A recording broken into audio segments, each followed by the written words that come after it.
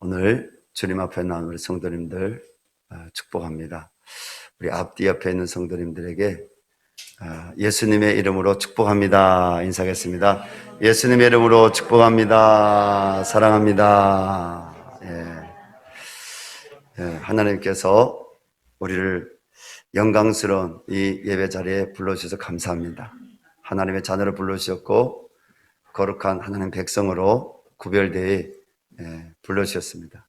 예배는 하나님 앞에 구별하는 것입니다. 구별이라는 또 다른 우리가 말을 좀 성경적으로 볼 수 있다면 거룩입니다. 그래서 예수님께서 이 땅에 오셔서 우리에게 가르치신 말씀 가운데 그 모든 말씀들은 거룩입니다. 여러분, 성경은 거룩의 책입니다. 여러분, 주일은 어떤 날이라고 했습니까? 거룩하고 복된 날이라고 했습니다. 하나님이 이 주일은 세상 백성과 하나님 백성, 하나님은 구별한 날이요. 이 날은 뭡니까? 우리가 세상적인, 세속적인 모든 어둠의 가치관들을 이 예배 자리에 나와서 다시 십자가에 못 박고 하나님의 은혜로 내가 살아갈 수 있음을 고백하는, 하나님의 은혜를 구하는 기도를 하고, 그리고 그 말씀을 믿는 우리가 성도가 되어야 됩니다. 그리고 구별되는 것이 얼마나 중요합니까? 여러분들이 이 구별하는 것은요, 습관입니다. 하나님은 우리가 종교인으로 살아가는 것이 아니라 우리가 여러분 그리스도의 기름 부음을 받은 하나님의 자녀로 예수 그리스도의 이름을 오늘도 권세로 선포할 수 있는 하나님의 백성으로 살아가기를 원하십니다. 오늘 여러분들이 예배 자리에 나왔으면 여러분들이 말씀이 들려질 때 아멘, 주님 내가 그렇게 되기를 원합니다. 이렇게 고백할 때 여러분 마음 가운데 하나님이 그 말씀대로 이루어지게 하는 은혜의 역사를 허락하실 것입니다. 오늘 본문 1절입니다. 하나님의 아들 예수 그리스도의 복음의 시작이라고 서문을 열고 있습니다. 이런 복음은 뭡니까? 복음은 하나님의 아들 예수 그리스도가 복음입니다. 왜 하나님의 아들 예수 그리스도가 복음입니까? 복음이란 말은 복된 소식이란 말입니다. 복된 소식. 그런데 예수 그리스도가 바로 이 땅에 오신 것이 그 예수님의 존재 자체가 뭡니까? 복음이라는 것입니다. 예수님은 이 땅에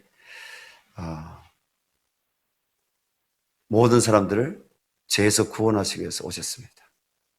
그래서 예수님은 십자가에 고난당하셨고, 그래서 예수님은 3일 만에 성경대로 부활하셨습니다. 예수 그리스도만이 복음입니다. 다른 것이 절대로 복음이 될 수가 없습니다. 누구든지 그리스도 예수 안에 있으면 새로운 피조물이 됩니다. 고린도 후서 5장 17절 말씀이 그것에 대해서 우리에게 말씀하고 있습니다. 뭡니까? 이전 것은 다 지나갔으니 보라, 우리가 새롭게 되었도다. 새로운 세계가 우리에게 예수 그리스도를 믿는 이후부터 새로운 세계가 우리에게 시작되는 것입니다. 예수님 믿으면 여러분 새로운 인생이 됩니다. 새로운 시대가 열립니다. 그러나 예수님을 준비된 사람에게 찾아왔습니다. 저는요, 오늘 말씀 묵상하면서 2절 말씀에 선지자 이사야 글에 보라, 내가 내 사자를 내 앞에 보내리노니 그가 내 길을 준비하리라.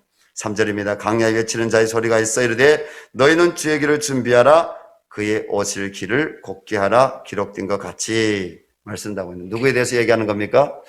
예수님이 공생의 사역을 시작하기 전, 아니 예수님이 태어나기 전 6개월 전에 누가 태어났습니까? 세례 요한이 태어났습니다. 세례 요한이 제사장 사가랴의 집에서 태어났습니다. 근데 세례 요한이 누구라고요? 오늘 말씀에 주님이 세운 선지자. 누구라고요? 주의 길을 준비하는 자. 개역 한글에는 예비하는 자라 들어있습니다. 또 다른 성경에는 주의 길을 곧게 하는 자라고 나와 있습니다. 세례 요한이 증가하죠. 내 뒤에 오실 이는 나보다 더 크다. 나는 그의 신발끈을 풀기도 내가 감당할 수 없다. 세례 요한은 바로 오실 예수 그리스도, 뭡니까? 초림하여 오실 예수 그리스도, 메시아로 오실 예수 그리스도, 그분을 증거하는 마지막 선지자였습니다. 우리나라에요, 복음이 최초로 언제 들어왔습니까? 복음이 최초로 토마스 선교사님이 성경책을 안고 주변으로부터 백수십 년 전에 저 대동강변에서 성경책을 자기를 참수하는 군인에게 전달하고, 그리고 그 자리에서 참수당했습니다. 그리고 또 우리나라에 복음이 어떻게 들어왔습니까? 스코틀랜드계에 우리 한국교회가 기억하고 있는 맥킨타이어 선교사님과 그리고 존 로스 선교사님이 중국에 선교하러 들어왔다가 운둔의 나라 조선이라는 곳을 알게 됩니다. 그리고 그곳에서 그들은 저 조선에도 바로 복음의 빛, 복음의 불이 밝혀지기를 기도했습니다. 맥킨타이어 선교사님은 주로 요령성에서 활동한 선교사님인데, 거점 지역 중에 하나를 지금의 단둥으로 이렇게 거점 지역을 잡았습니다. 맥킨타이어 선교사님이 그곳에서 누구를 만났습니까? 조선 청년들을 만났죠. 조선 사람들을 만났습니다. 지금도 신의주와 그리고 단동은 서로 무역하는 이런 중국과 또 저 북한의 도시 접경, 국경 접경의 도시입니다. 근데 그때도 조선인들이 뭡니까? 중국으로 보따리를 메고 건너가서 장사를 하고, 또 중국에서 물품을 갖고 들어와서 북한에 또 장사를 하는 그런 상인들이 들어들었습니다. 그러한 사람들 가운데 백홍준, 서상륜, 서상준 형제들이 속해 있었습니다. 그들이 장사를 하다가 맥킨타이어 선교사를 먼저 만나게 되고, 그때 당시 단동을 방문했던 존 로스 선교사를 만났습니다. 그들이 열병이 알아듣죠. 그런데 선교사님들의 사랑, 지국 정성에 의해서 그들이 그 열병에서 회복하게 됩니다. 그런데 그 가운데 이용찬 그리고 서상련, 서상준 이 형제들은 뭡니까? 그때 당시 봉천, 지금은 심양이라고 합니다. 또 뭐 우리 중국에서 오신 분들은 썬양이라고 하죠. 거기에 가서 존 로스 선교사님이 거점 교회로 이렇게 세우고 그 활동하던 동강교회라는 곳에 가서 그들이 뭡니까? 더 수개월 동안 말씀을 가르침 받습니다. 은혜 받습니다. 그 이듬해에 그들이 세례를 받습니다. 자, 존 로스 선교사님과 맥킨타이어 선교사님이 우리 한국인들, 조선인들을 대상해서 이영찬 씨나 백홍준, 서상륜, 서상준만 이들에게만 영향 끼친 게 아닙니다.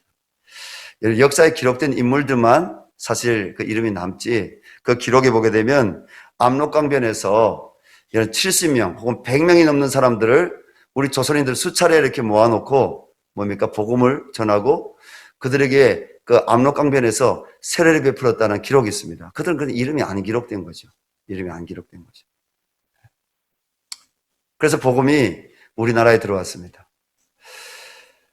이 남쪽에는 우리 언더우드 선교사님과 아펜젤러 선교사님이 미국 북장로교회와 그리고 미국 남감리교의 파송을 받아서 들어와서 선교사님들로 최초 이름이 기록됐습니다.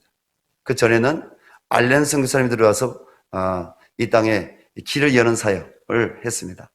자, 중요한 것은 제가 뭘 얘기하냐면 이들은 뭡니까? 이들이 다 이 운둔의 나라, 어찌 보면 어둠의, 복음의 어둠의 나라, 이 대한민국에 그들은 주님의 길을 예비하는 자들로 뭡니까?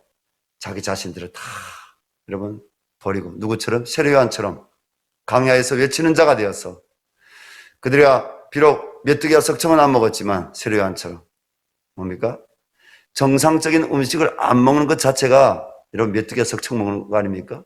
그들이 미국에서 먹던 스코틀랜드에서 먹던 그런 음식으로 아니라 그러한 생활 환경이 아니라 전혀 다른 문화인 환경인 이 대한민국 땅에 들어와서 또 저 중국 땅에 들어와서 이 조선을 향하여 이 한반도를 향해서 예수 그리스도의 이 복음을 전하는 복음 뭐라고요? 예수 그리스도. 예수 그리스도는 뭐라고요? 복음. 믿습니까? 저는 아직도 김준고 목사님의 그 외침이 제 마음에 늘 울립니다. 여러분, 행복은 누굽니까? 예수 그리스도. 소망은 누굽니까? 예수 그리스도. 수많은 청년들이요, 청년 대학생들이 그 1년에 한 번씩 수만 명씩, 지금은 한 10,000명씩, 15,000명씩 모이지만 그때는 더 많이 모였습니다. 그들이 모여서 김종건 목사님이 여러분 다니셔서 예수 그리스도의 복음을 전할 때마다 그들은 아래에서 똑같이 따라했습니다. 예수 그리스도, 예수 그리스도, 아멘, 아멘. 그 세대가 지금 우리 한국교회의 영적 지도자들의 주류를 이루고 있습니다. 김준건 목사님을 통해서 복음을 들었고 그리고 하나님께 헌신했던 그 세대가. 자, 살펴보십시오. 우리 저기 부산 그리고 대구, 전주, 그 다음에 저기 강주, 이 서울에 기독교 병원들이 세워져 있습니다. 이 병원들 다 누가 세워졌냐? 여러분, 그 선교사님들이 이 땅에 들어와서 병원들을 세우고 학교들을 세웠어요. 저 북쪽 땅에도 세웠고 이 남쪽 땅에도 세웠습니다. 장가간 남자들은 상투를 올리고 그리고 장가가지 않은 젊은 친구들은 이 머리태를 따서 이렇게 길게 들이고 다니던 그 우리나라. 뭐 좀 돈깨나 있는 사람은 당나귀를 타고 다니거나 뭐 가마에 이렇게 타고 다녔지만은 거의 뭐 99점 몇 프로 되는 사람들은 가난하게 살았죠. 어렵게 살았죠. 서당에나 가봤겠습니까? 못 가봤죠. 대부분의 사람들. 학교가 뭡니까? 못 가봤습니다. 그런데 그 선교사님들이 우리나라에 들어와서 전기가 있는 것을 가르치고 비행기가 날고 있는 것을 가르치고 그리고 중기관차가 달리고 있는 것을 가르치고 그 선교사님들 우리나라에 여러분 교육기관들을 뭐입니까? 연세학당이 지금 대학이 되었습니다. 이하학당이 지금 이하 여자대학교가 되었습니다. 수많은 학교들을 전국에 세웠습니다. 학당과 그리고 야학들을 세웠습니다. 그리고 크리스천 사립학교들을 세웠습니다. 뭘 가르쳤습니까? 복음을 가르쳤습니다. 바로 예수 그리스도가 복음이요. 복음이 예수 그리스도인 것을 가르쳤습니다. 그리고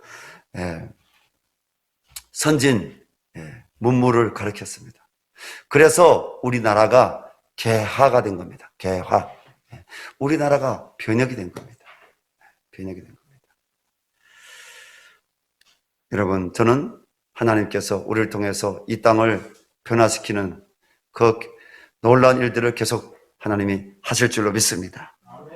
마가복음 11장 15절 이하의 말씀 보면 6월절을 앞두고 예루살렘에 들어가셨던 예수님은 그들을 맞이할 준비가 전혀 되어 있지 않은 것을 보시고 17절에 내 집은 만민이 기도하는 집이라 칭함을 받으려 하지 아니하느니라. 너희는 강도의 소굴로 만들었도다. 예수님께서 뭡니까? 예루살렘에 오셨는데 예수님은 뭐라고요? 예수님은 구원자로 오셨어요. 근데 유대 땅에 오니까 이 예루살렘에 오니까 전혀 이 백성들이 하나님을 예비하지 않는 거예요. 이 백성들이 그리스도를 모르는 거예요. 이 백성들이 여전히 탐욕과 그리고 배신과 자기 욕심에 뭡니까? 유대인들, 인간들이 그렇게 살아가는 모습 보시면서 너무 주님이 아프시다 못해 분노하셨습니다. 우리가 예수님에 대해서 우리 예수님은 따뜻하신 분이요 사랑이신 주님이신데 어떻게 우리 주님이 그렇게 상욕을 할 수 있느냐? 이 독사의 새끼들아, 상욕을 할 수 있느냐? 예수님이 어떻게 분노할 수가 있느냐? 우리가 이야기하죠. 아닙니다. 우리 주님은요, 이중적인 분이 아니라 우리 예수님은 죄에 대해서는 분노하시는 분이십니다. 여러분, 의에 대해서는 기뻐하시는 분이십니다. 여러분, 우리 열방샘교회 나오는 모든 영혼들이 예수 그리스도를 만나 여러분 하나님의 사람으로 변화되기를 바랍니다. 예수 그리스도의 성품으로 변화되기를 원합니다. 하나님 마음에 합한 사람들이 될 수 있기를 바랍니다. 주님은요, 오늘도 이 땅의 교회들 바라보시고 저를 바라보시면서 주님은 아파하십니다. 어떻게 예수 믿는 사람인데 여러분 시기 질투할 수가 있겠습니까? 어떻게 예수 믿는 사람인데 여전히 우상 숭배를 버리지 못하고 우상 숭배할 수가 있겠습니까? 예수 믿는 사람인데 여전히 어떻게 밤에 율락업소를 찾아다닐 수 있습니까? 예수 믿는 사람인데 어떻게 여전히 술 취하고 방탕할 수가 있습니까? 예수 믿는 사람인데 여전히 어떻게 도둑질하고 예수 믿는 사람인데 어떻게 여전히 여러분 다른 사람의 돈을 빼앗을 목을 여러분 사기칠 생각을 할 수가 있습니까? 예수 믿는 사람인데 어떻게 여전히 하나님 앞에서 합법적인 결혼하지 않고 동거에 살 수가 있습니까? 여러분 예수 믿는 사람들은 거룩하기를 바랍니다. 정결하기를 바랍니다. 하나님 말씀을 사랑하기를 바랍니다. 여러분 거룩은 뭐라고요? 구별된 것이라고 했습니다. 오늘 주일은 여러분 하나님 앞에 내가 세상 백성이 아니라 하나님의 백성입니다. 이렇게 신앙 고백하는 구별한 날입니다. 여러분 우리 열방샘교회 교인이라면 다 주님의 신부들이 될 수 있기를 바랍니다. 하나님의 여러분 그 구원의 경륜 가운데 주님의 영화까지 들어갈 수 있는 믿음의 성도들이 될 수 있기를 바랍니다. 동거는 여러분 하나님 앞에 죄입니다. 하나님의 주권을 인정하지 않는 것입니다. 하나원 나온 우리 북쪽 지체들, 요즘 우리 남쪽의 지체들 가운데도 동거 생활이 있습니다. 근데 북쪽 지체들이 남쪽 사람들보다 5배 이상으로 동거 생활합니다.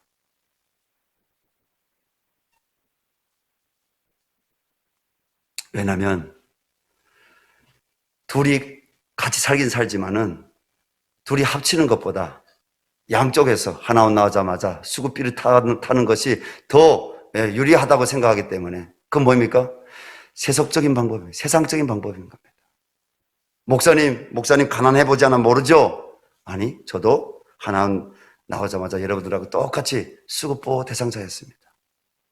하나님의 주권을 인정하는 것과 인정하지 않는 것은 뭡니까? 불법을 행하지 않는 것입니다. 온전히 여러분 결혼의 목적은 거룩입니다. 할렐루야. 결혼의 목적은 주님을 영화롭게 해드리는 겁니다. 결혼의 목적은 주님 안에 있을 때만 행복한 겁니다. 동거 생활하게 되면 10중 9구 다 헤어지게 됩니다. 그게 사실입니다. 여러분 사랑이라는 게 헤어지는 것이 사랑입니까? 나의 유익을 구하는 게 사랑입니까? 아닙니다. 그리스도인들의 사랑은요, 하나님의 형상을 회복해감으로 하나님의 사랑으로 나도 연약함이 있지만 나하고 다른 그 지체를 여러분 정말 하나님의 사랑으로 사랑하는 겁니다. 할렐루야. 우리 열방샘교회가 거룩한 성도들의 가정이 많이 일어나기를 바랍니다. 하나님 믿음으로 살게 하여 주시옵소서. 믿음에 결단하게 해주시옵소서. 믿음은 뭡니까? 건널 수 없는 나의 생각으로서는 나의 가치로서는 세상적인 가치로서는 세상적인 문화로서는 건널 수 없는 그 요단강을 내가 믿음으로 말씀에 의지해서 건너는 게 그 믿음입니다. 건너야 됩니다. 여러분 천국도 침나는 자의 것입니다. 우리가 말씀에 돌아가야 됩니다. 오늘 신랑을 영접할 신부의 준비라는 주제로서 우리가 말씀을 듣게 되는데요. 성도는요, 예수님을 맞이할 준비가 되어 있어야 됩니다. 아니, 저는 이미 주님 만났는데요. 예, 아멘입니다. 그러나 여러분, 다시 오실 주님을 우리는 진짜로 만나야 됩니다. 할렐루야. 다시 오실 주님을 진짜로 만나시기 바랍니다. 지금은 우리가 믿음의 눈으로 예수 그리스도를 바라봅니다. 믿음의 눈으로 예수 그리스도를 봅니다.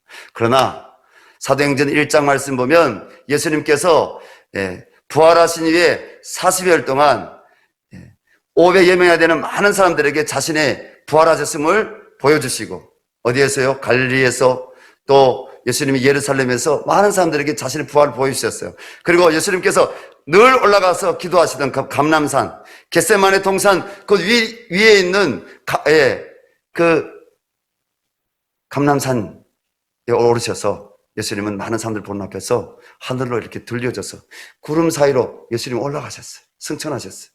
그때 두 천사들이 뭡니까? 그 사도들과 예수님의 그 승천하는 모습을 부활의 그 증인들에게 말합니다. 무엇을 얘기합니까? 너희가 눈으로, 그때 여러분 마음의 눈으로 그 예수님의 부활을 본 거 아니에요. 육신의 눈으로, 육이 하나님 주신 이 육의 눈으로 예수님의 부활을 실제로 오신 거 예수님을, 육체로 오신 예수님을, 부활하신 거 예수님을 봤어요. 만졌어요. 육의 눈으로 그들이 예수님 부활뿐 아니라 예수님이 승천하신 거 보았다는 겁니다. 그때 천사들이 뭐라 그랬다? 너희가 본 그대로, 너희 눈으로 본 그대로 주님이 다시 오실 것이다. 아멘? 다시 오실 것이다. 우리는 지금은 성령의 은혜로 말미암아 믿음의 눈으로 우리가 주님을 보지만은, 여러분 우리가 그때에는 우리 눈으로 밝히 다시 오실 주님을 보게 될 것입니다. 그 주님은 영광의 주님으로 오십니다. 그 주님은 심판의 주님으로 오십니다. 그 주님은 신부들을 데리러 오십니다. 신부는 누굽니까? 예수 믿는 성도가 신부입니다. 관념적으로 믿는 것이 아니라 마음으로 믿어 입으로 시인할 뿐 아니라 내 삶으로 그리스도를 따르기를 원하는, 내 삶으로 그리스도를 따르는, 여전히 부족하지만 그 하나님의 사랑을 의지하여서 여러분 그 하나님의 온전한 사랑 앞으로 나아가는 그런 신부들, 그 신부들을 주님은 이제 오셔서 그 품에 안으시고 그 나라에 들어가실 것입니다. 우리 예수 믿는 성도들은 신부로서 주님 오심을 우리는 준비해야 됩니다. 여러분, 만약 여러분의 집에 귀한 손님이 오신다는 연락을 받다고 한번 생각해 보십시오. 맨 먼저 무엇을 준비해야 되겠습니까? 다가와 음식 준비도 중요하지만 아마 먼저 방을 청소할 것입니다. 지금 3월부터 대신방 다니고 있는데 우리 성도님들에게 너무 감사합니다. 우리 성도님들 참 저보다 나은 부분들, 너무너무나 훌륭한 분들 많습니다. 근데 신방 받을 때 정말 방을 깨끗이 치우고 또 말씀을 받으려고 준비하시고, 우리 성도님들 너무 귀합니다. 이 생방이 4월 말까지 대신방이 이제 계속 있고, 이 상반년도에 대신방 받지 못한 분들은 가을 신방 때 또 대신방이 또 있을 것입니다. 그때 또 신방을 여러분들이 받으시기 바랍니다. 하물며 여러분, 정말 귀한 손님이 집에 온다면 방을 청소하고 우리가 모든 것을 깨끗하게 거두고 그 손님을 맞이하는데, 이런 우리 주님이 오시는데 우리 주님은 우리의 마음의 성전이 깨끗하기를 원하십니다.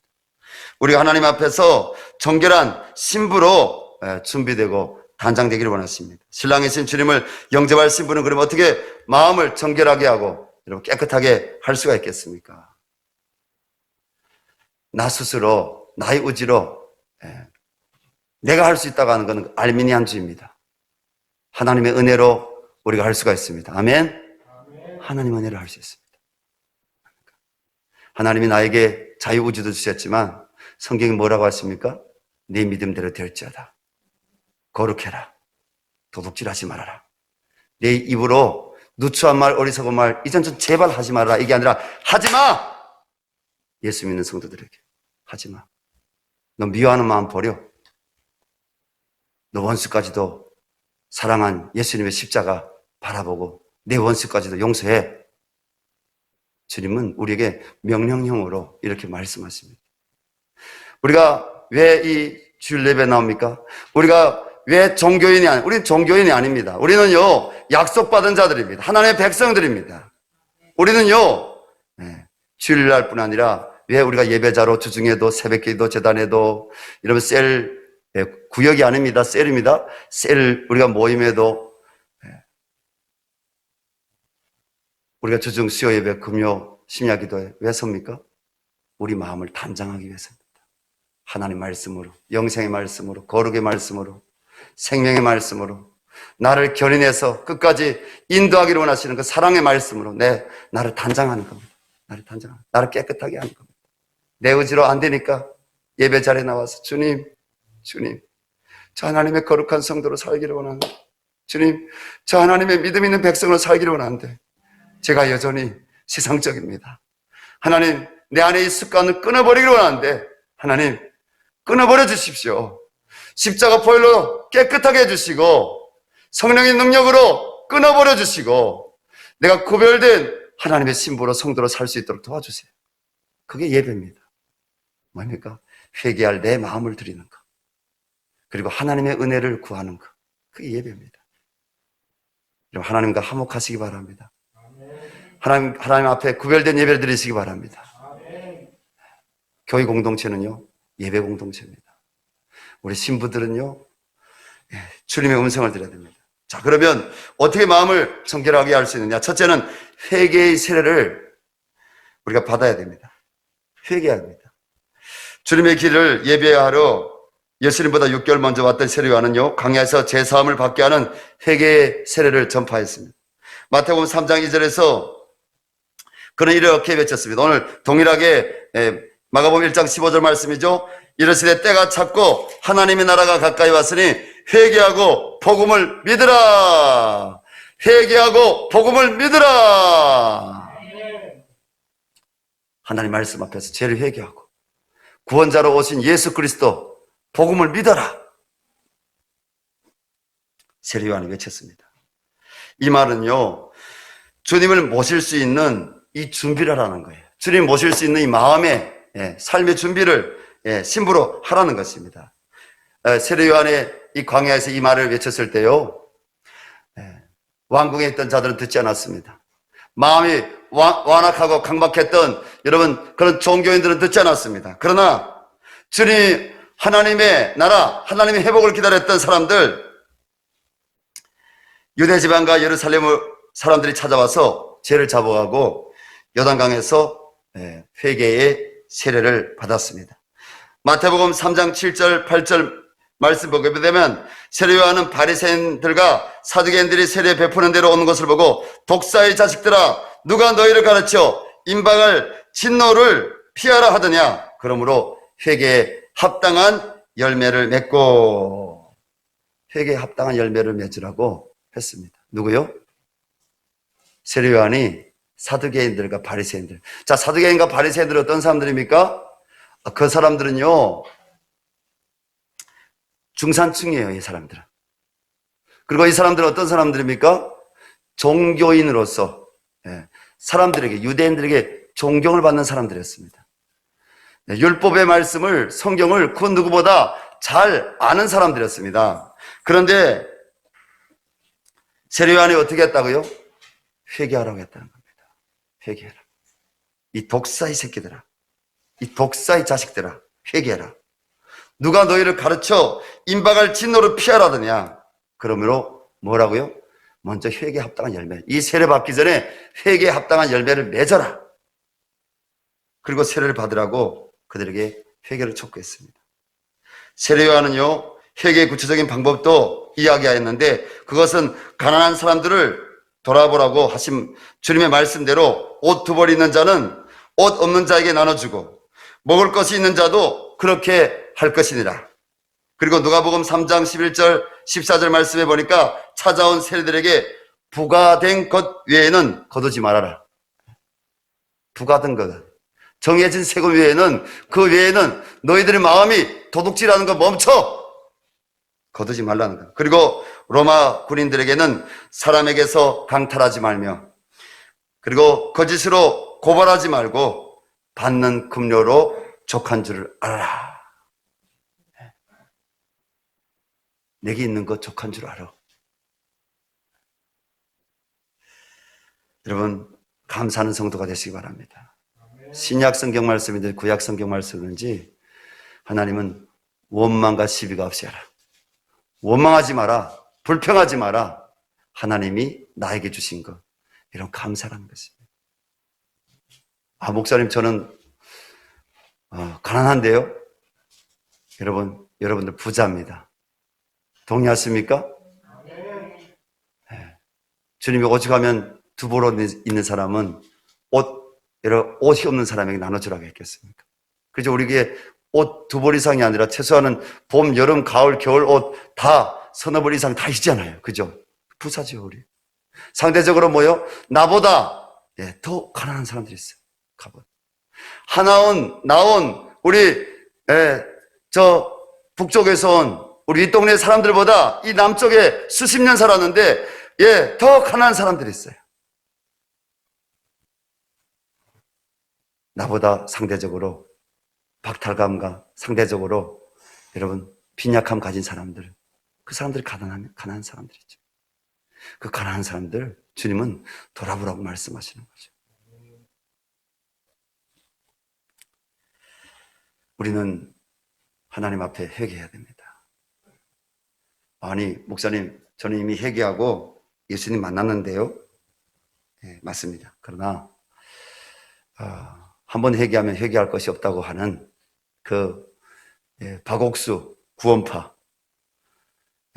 이단입니다. 박옥수만 구원파인 것이 아니라 그 구원파에 속한 여러 이단들이 우리나라에 여러 종파들이 있습니다. 분별해야 됩니다. 여러분, 신학적으로는요, 성경이 다 근거한 겁니다. 중생이란 말을 쓰고요, 성화라는 말을 쓰고요, 영화라는 말을 씁니다. 중생은 뭡니까? 하나님을 모르던 사람이 하나님을 만난 상태, 하나님을 아버지라고 고백하는 상태. 여러분, 어둠에 갇혔던 사람이 빛을 본 거예요. 하나님을 만나게 된 거예요. 그런 상태를 중생했다고 합니다. 중생하게 되면 뭡니까? 양자의 영이 임하죠. 그때부터 그 사람은 뭡니까? 하나님의 자녀인 겁니다. 여러분, 우리가 다 하나님의 자녀입니다. 그리고 중생과 함께 뭐가 또 임합니까? 학자마다 다르지만은 소명이 임합니다. 여러분, 하나님 나라를 사모하십니까? 하나님 나라가 있는 거 믿습니까? 천국 사모하십니까? 지옥을 사모하십니까? 예, 할렐루야. 우리 성도들 깨어 있습니다. 천국과 지옥은 반드시 있습니다. 여러분, 천국, 하나님 보좌가 있는 천국 사모하시기 바랍니다. 영원한 것이 있는 천국 사모하시기 바랍니다. 근데 성화란 말이 있어요. 성화라는 말은 뭐냐면 예수 믿고 주님 만난 이후에도 뭡니까? 날마다 우리가 그걸 보고 우리가 중생화 했을 때는 원죄에 대해서 이미 우리 그리스도께서 다 뭡니까? 원죄에 대해서는 떠나간 겁니다. 그러나 성화는 뭡니까? 우리 안에 여전히 과거의 쓴뿌리들이 있어요. 옛 습관들이 있어요. 옛 자아들이 있어요. 그것을 뭡니까? 그리스도로 옷 입어라. 어둠의 일을 버리라. 성경은 계속 말씀하고 있습니다. 우리에게. 우리가 변화되는 것입니다. 새롭게 돼가는 것입니다. 그러면 언제까지 성화가 돼야 되냐?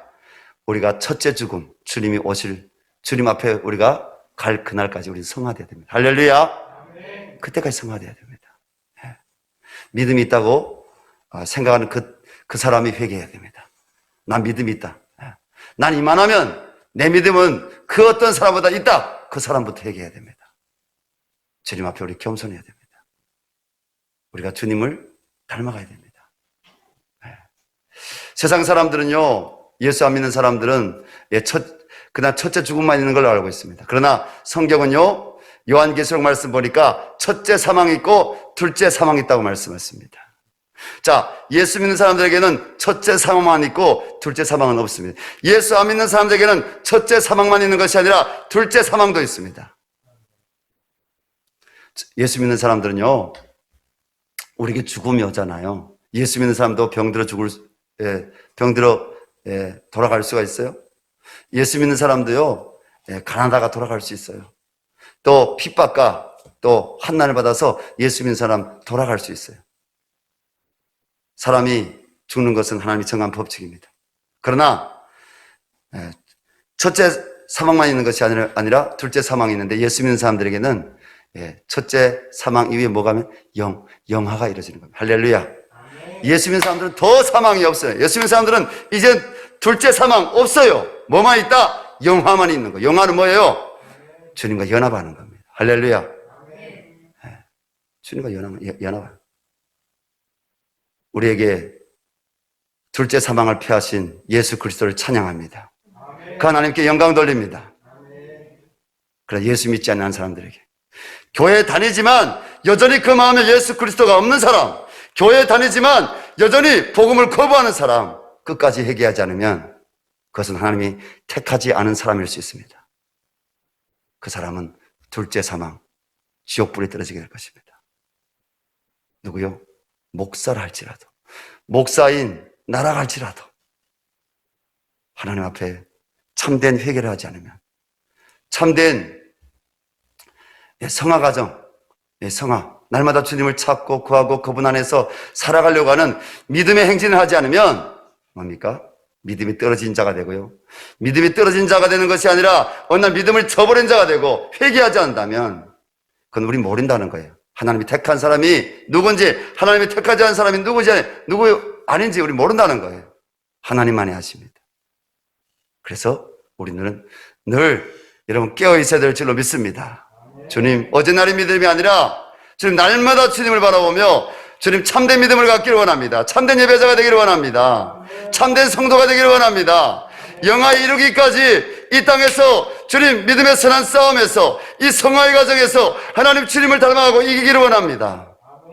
주님 나를 도와주십시오. 우리는 그렇게 살아야 되죠. 순종의 세례를 받아야 합니다. 마태복음 3장 14절에서 15절 말씀 보면 어느 날 예수님께서 요단강에서 세례를 베풀고 있는 세례 요한에게 세례를 받으러 오셨습니다. 세례 요한은 자신의 앞으로 오셔서 세례를 받고자 하는 예수님 보고 깜짝 놀랐습니다. 그리고 예수님께 이렇게 말씀을 드립니다. 내가 당신에게서 세례를 받아야 할 터인데 당신이 내게로 오시나이까? 그러자 예수님은 이제 허락하라.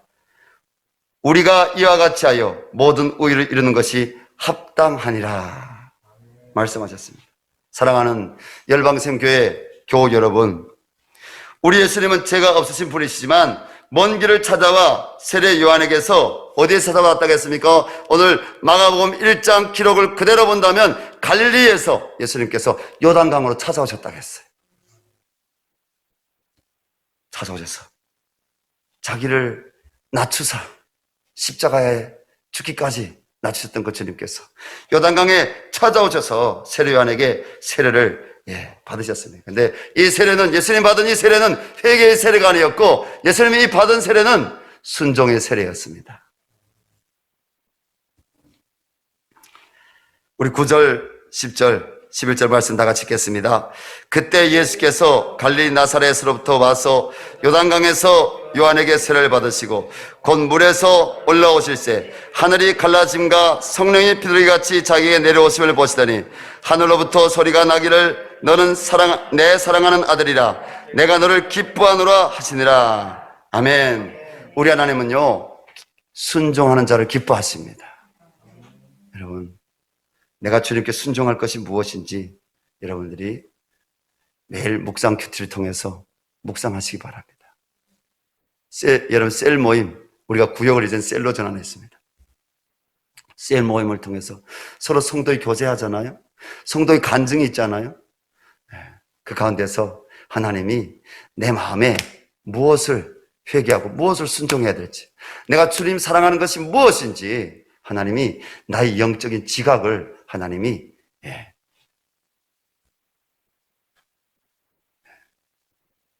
바꿔주시는 겁니다. 영적인 지각을. 여러분, 주님을 밝히 볼 수 있기를 바랍니다. 세례 요한은요 예수님을 보고 요한복음 1장 29절에서 보라, 세상 죄를 지고 가는 하나님의 어린 양이로다 했습니다. 이는 예수님이 하나님의 뜻에 순종하여 십자가에 하나님의 어린 양으로 못 박히실 것을 미리 세례 요한이 선지자로서 증언한 것입니다. 하나님께서는 순종의 세례를 받으신 예수님 보시고 무척 기뻐하시며 오늘 읽었던 우리 본문 11절에 이렇게 하늘로부터 말씀하셨습니다. 너는 내 사랑하는 아들이라 내가 너를 기뻐하노라. 그렇습니다. 죄 없으신 예수님이 죄인들 틈에 끼어 세례를 받는 것이 얼마나 어려운 일이었겠습니까? 그러나 예수님은 하나님의 의를 위하여 순종하심으로 세례를 받으셨습니다. 하나님께서는 순종하는 예수님을 보시고 무척 기뻐하셨던 것입니다. 성도는 신랑 대신 예수님을 만나야 될 신부입니다. 때문에 예수님의 신부인 성도는 나는 회개할 것이 없다, 이렇게 말하는 것은 교만입니다. 내가 왜 회개해야 하느냐? 회개란 방향을 바꾸는 것이라는데, 옛날에 하나님을 등지고 살다가 이미 방향을 바꾸고 하나님을 향해 가고 있는데 또 회개하여 방향을 바꾼다면 세상으로 나가란 말이냐? 그건 아니죠. 신학적으로 맞고 교리적으로 맞는 말입니다. 그러나 신랑 대신 예수님은 신부인 우리가 온전히 순종하지 못한 것을 회개하기를 원하시는 겁니다. 성화는 뭡니까? 순종해 가는 것이 성화입니다. 할렐루야. 주님 순종하기를 원합니다. 말씀에 순종하기를 원합니다. 예수님은 우리 말씀대로 살지 않고 고집대로 살던 삶을 회개할 때 기뻐하십니다.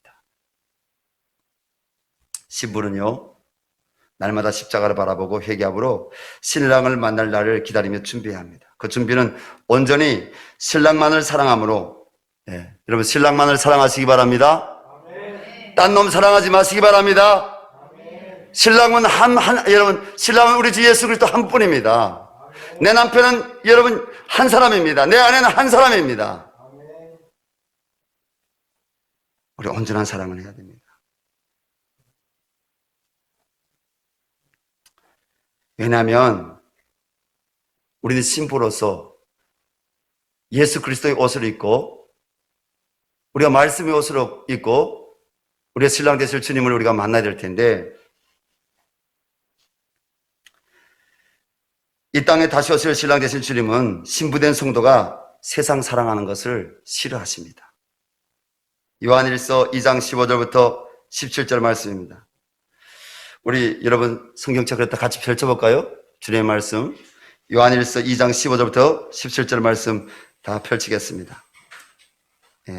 요한계시록 앞에 요한 1, 2, 3서가 있습니다.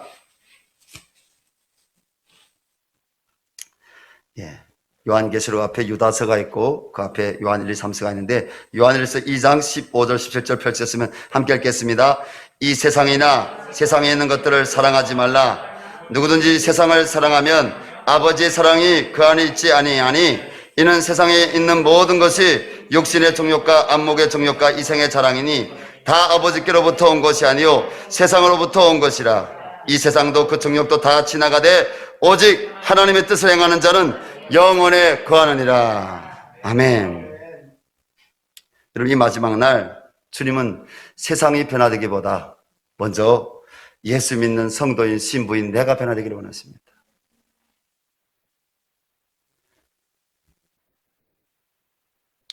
여러분, 세상 보고 변화되라고 하는 것이 아니라 그리스도인인 내가 변화된다면, 믿습니까? 그리스도인인 내가 주님 앞에 정결한 신부가 되기로, 주님 앞에 여러분 믿음의 사람으로 세워지기로, 내가 주님 앞에 기도하고 내가 여러분 회개하고 내가 순종하며 변화된다면 하나님은 여러분 이 땅을 고칠 줄로 믿습니다. 하나님이 이 땅을 다시 회복 주시길 바랍니다. 하나님, 우리가 세상 바꾸겠다 하지 말고 우리가 바뀔 때 세상이 바뀐다는 사실을 우리가 믿습니다. 하나님, 다시 한국교회 안에서, 먼저는 내 안에서, 다른 사람이 아니라, 하나님, 저 큰 교회가 아니라, 주님 제 옆에 있는 교회가 아니라, 저 예수 잘 믿는 저 장로가 아니라 내가 먼저 회개하기를 원합니다.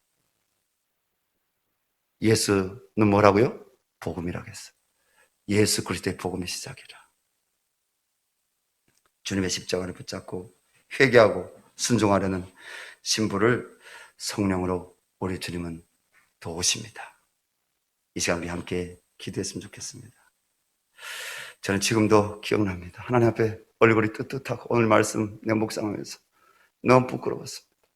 제가 총신신대원 졸업한 날 주님이 신대원 졸업식하고 이 교회로 돌아온 날 주님이 제 마음에 제가 회개해야 될 죄들에 대해서 말씀하셨어요.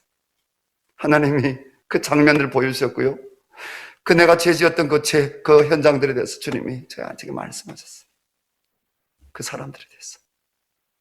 근데요, 사람의 마음이 얼마나 강박한지 저는 그때 회개하지 않았습니다. 하나님 그렇게 회개하라고 했는데 회개하지 않았어요. 사람의 마음이요, 얼마나 강박한지 아세요? 주님은 강박한 사람이 아니라 여러분 겸손한 사람, 주님의 은혜를 구하는 사람을 찾습니다. 나중에야 회개했지만 저는 오늘 그 생각을 하면서 주님, 내가 얼마나 죄인입니까? 하나님, 나의 완악했던 마음, 하나님 여전히 조금만 방실하면 여전히 완악할 수 있는 나의 마음, 주님 오실 그날까지 신부로 주님 다스려 주시옵소서. 말씀으로 예배 가운데 믿는 믿음의 동역자들 내 옆에 늘 주셔서 하나님의 사람으로 살아내게 해달라고. 여러분 성도님들, 여러분 어떤 말씀을 받았든지 오늘 주님 앞에 간절히 기도하겠습니다. 기도할 때 첫째는 하나님 나를 위해서 기도하시기 바랍니다. 그리고 구원을 위해서, 가족 구원을 위해서 기도하시기 바랍니다. 그리고 여러분 이 나라를 위해서 기도하길 바랍니다. 이 나라 내가 바꾸는 게 아닙니다. 내가 바뀌어질 때 이 나라가 바뀌어집니다. 교회가 바뀌어질 때 이 나라가 바뀌어집니다. 하나님께서 다시 성도에게 교회에 하나님 임재해달라고, 하나님 은혜달라고 우리 기도했으면 좋겠습니다. 그리고 기도할 것은 우리가 다시 오실 그 주님, 신랑 되신 그 주님 앞 우리가 만나기를 원합니다. 하나님 우리에게 첫째 사망, 그날 우리가 주님과 주님 영화 가운데 우리가 들어가기를 원합니다. 우리 주여 한번 부르고 우리 교회 하나들 위해서도 여러분 주보 내용 보시면서 간절히 기도하시기 바랍니다. 주여